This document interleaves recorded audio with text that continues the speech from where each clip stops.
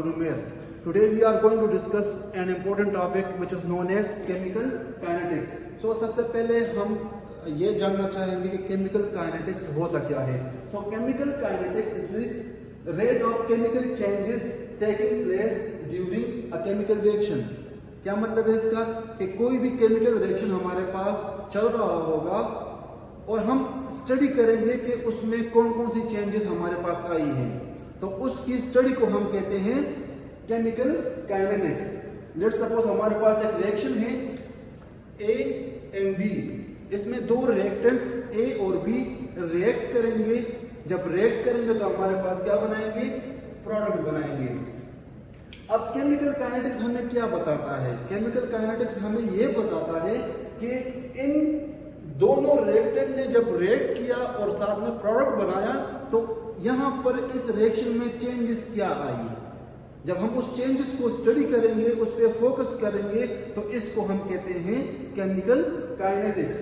अब chemical kinetics में हम चेंजेस जो आ रही हैं उसको स्टडी करते हैं, लेकिन पर्पस क्या है, हम क्यों करते हैं, हमें इस बात की जरूरत क्यों पेश आई कि हम इसको स्टडी करें, इसको एनालाइज करें जो सारी चेंजेस आ रही है. तो इसकी बेसिक दो वजूहात हैं. एक है हमारे पास शेल्फ लाइफ और दूसरा है स्टेबिलिटी. प्रेडिक्शन हम करते हैं, prediction of shelf life. Shelf life क्या है? Shelf life is basically the expected time for which a drug product should be in its active form. कि एक स्पेसिफिक टाइम पीरियड है जिसके लिए आपका ड्रग जो बना है वो एक्टिव फॉर्म में होगा, अपना थेराप्यूटिक इफेक्ट शो करेगा. तो हम प्रेडिक्ट करते हैं कि भाई जो चेंजेस आ रही हैं, केमिकल रिएक्शन हो रहा है, उससे ड्रग जो हम बना रहे हैं उसके जो शेल्फ लाइफ पे असर पड़ रहा है कि नहीं पड़ रहा, वो खराब तो नहीं हो रहा, शेल्फ लाइफ कम तो नहीं हो रहा. तो ये सारी चीज़ें हम स्टडी करते हैं. इसके साथ साथ हम स्टेबिलिटी टेस्टिंग भी करते हैं कि भाई हम जो ड्रग बनाते हैं वो हमारे पास स्टेबल है कि नहीं है. अगर रिएक्ट कर रहा है मुख्तलिफ कंडीशन में, मुख्तलिफ कंडीशन हम उस पर अप्लाई करते हैं तो क्या होगा उसके साथ. तो ये सारी चीज़ें हम केमिकल काइनेटिक्स के साथ स्टडी करते हैं कि भी हमारा ड्रग कंपाउंड किस तरह होगा और उस पर क्या इफेक्ट पड़ेगा. नेक्स्ट है हमारे पास rate of reaction. As in indicate rate कि एक स्पेसिफिक स्पीड है, एक स्पेसिफिक वेलोसिटी है जिसके साथ आपके जो रिएक्शन है वो प्रोसीड करेगा.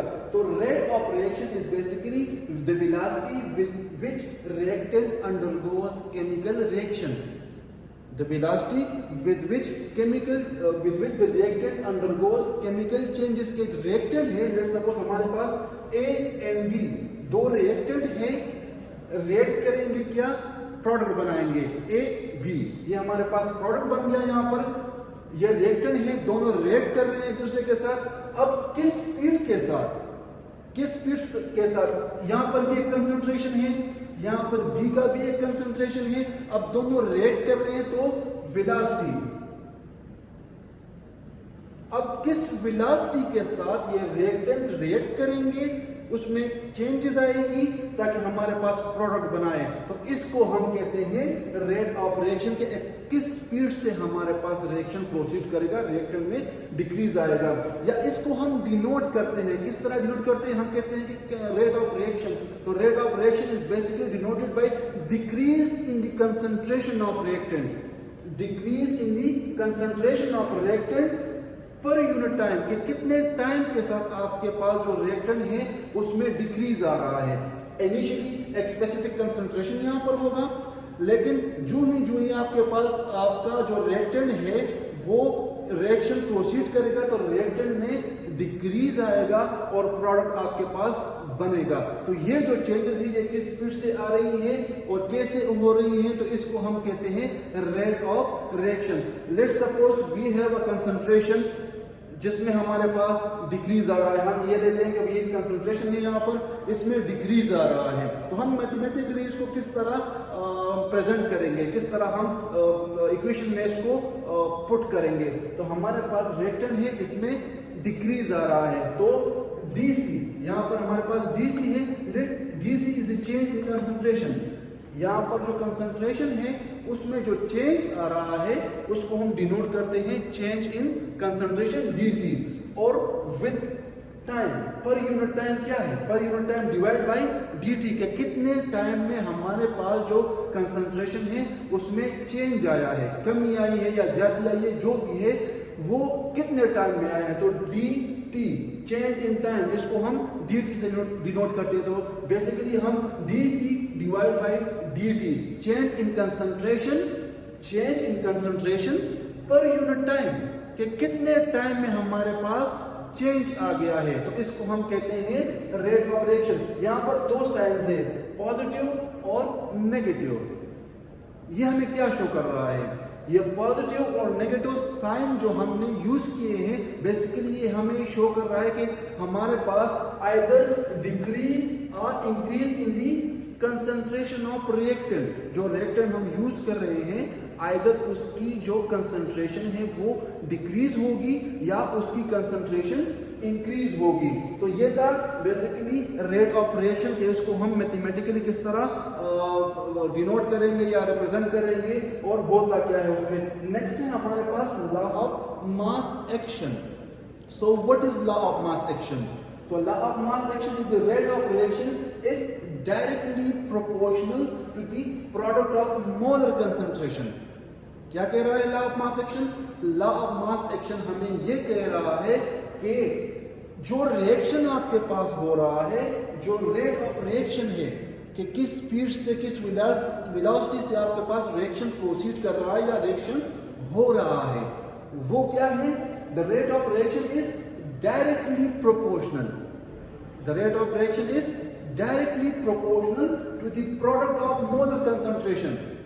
कि molar concentration क्या है, कि कितना मोल इस्तेमाल हुआ है, कितने नंबर ऑफ मोल्स हमारे पास इस्तेमाल हुए हैं of the reactant each raised to the power equal to the number of molecules. क्या इसको यहां से समझिए, let's suppose we have A and B, दो मॉलिक्यूल्स है, दो रिएक्टेंट है।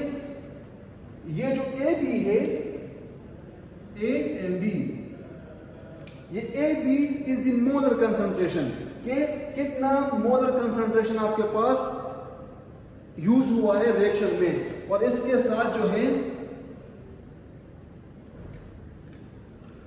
Small a and small b, ये क्या शो कर रहा है आपके पास मॉलिक्यूल कि कितने मॉलिक्यूल इस्तेमाल हुए हैं किसी भी रिएक्टेंट के। सही है। तो बेसिकली रेट ऑफ रिएक्शन ये है कि हमारे पास नंबर ऑफ मोल्स कितने हैं और जो उसके मॉलिक्यूल यूज हुए हैं उसको हम रेज टू द पावर, उसके पावर में हम लेके चले जाएंगे। तो इसको हम कहते हैं लॉ ऑफ मास एक्शन। यहां पर देखिए, इसको हम यहां से इस तरह डिनोट करेंगे। ये इक्वेशन ले लें, A and B. A is the molar concentration, B is the number of molecules, A and B. सही है।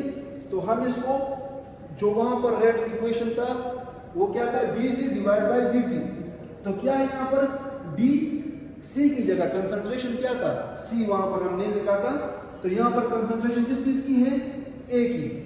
तो D A change in concentration of A, कि ए की कंसंट्रेशन में हमारे पास चेंज आ रहा है डिवाइड बाय टी, कितने टाइम में। सही है। -1 डिवाइड बाय ए क्या है, नंबर ऑफ मॉलिक्यूल्स है। यहां पर क्या है, -1 divide by B into D B. B क्या है, चेंज इन कंसंट्रेशन, जो यहां पर हमने डिनोट किया था डी सी। तो change in concentration of B, B reactant हमने यूज किया है विद टाइम डी टी। इसको अगर हम सिंप्लीफाई करें और हम कांस्टेंट लगा दें, के इज दी कांस्टेंट, अगर हम कांस्टेंट लगा दें तो क्या होगा, ये हो जाएगा a raise to the power a। जैसा कि यहां पर लॉ ऑफ मास एक्शन बता रहा था, is raise to the number of molecule to the power equal to the number of molecule. तो a molar concentration raise to the power number of molecule multiply by b molar concentration raise to the power number of molecule. तो basically हम law of mass action को इस तरह represent करेंगे कि हमारे पास molar concentration उसकी क्या है और नंबर ऑफ मॉलिक्यूल जो है उसको हम पावर में उसकी लेके चले जाएंगे। तो ये था हमारे पास law of mass action. Next है हमारे पास molecularity of reaction. Molecularity of reaction क्या है, कि कितने नंबर ऑफ मॉलिक्यूल्स यूज हुए हमारे पास किसी भी रिएक्शन में, तो इसको हम कहते हैं मॉलिक्यूलरिटी ऑफ रिएक्शन। तो मॉलिक्यूलरिटी, कितने मॉलिक्यूल यूज हुए हैं किसी भी रिएक्शन में, उसके बेस पे फिर हम रिएक्शन को फर्दर डिवाइड करते हैं 3 टाइप्स में। एक है हमारे पास यूनिमॉलिक्यूलर, दूसरा है बाइमॉलिक्यूलर और तीसरा है ट्राइमॉलिक्यूलर। अब सबसे पहले है unimolecular. As the name indicate, unimolecular, single molecule, one molecule, involvement of one molecule in a chemical reaction is known as unimolecular reaction। जब कभी भी आपके पास एक मॉलिक्यूल की इन्वॉल्वमेंट होगी तो उसको हम यूनिमॉलिक्यूलर कहते हैं। यहां पर देखें Br2 2Br ब्रोमीन, सही है।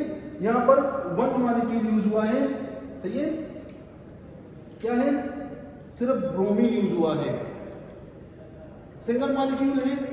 तो इसको जब हम प्रोसीड करेंगे इस रिएक्शन को तो ये हमारे पास क्या हो जाएगा, यूनिमॉलिक्यूलर रिएक्शन हो जाएगा। बाइमॉलिक्यूलर, यहां पर क्या है, हाइड्रोजन आयोडीन रिएक्ट करेंगे, 2 मॉलिक्यूल आपके पास यूज हुए हैं। जब कभी भी किसी भी रिएक्शन में 2 मॉलिक्यूल की इन्वॉल्वमेंट होगी तो उसको हम कहेंगे बाइमॉलिक्यूलर। ट्राइमॉलिक्यूलर क्या है कि आपके पास 3 मॉलिक्यूल की इन्वॉल्वमेंट हो। जब कभी भी 3 मॉलिक्यूल की इन्वॉल्वमेंट हो, 2 NO है ये, जबकि 1 ऑक्सीजन है, दोनों रिएक्ट करेंगे तो आपका 3 मॉलिक्यूल्स है, तो इसको हम कहेंगे ट्राइमॉलिक्यूलर रिएक्शन। तो ये आपके पास मॉलिक्यूलरिटी ऑफ रिएक्शन और मॉलिक्यूलरिटी ऑफ रिएक्शन के बेस पे हम आइडेंटिफाई कर सकते हैं कि हमारे पास रिएक्शन कौन सा है, यूनिमॉलिक्यूलर है, बाइमॉलिक्यूलर है या ट्राइमॉलिक्यूलर है। So this was all about today lecture. For more videos subscribe unlock pharma with doctor Umer. Thank you.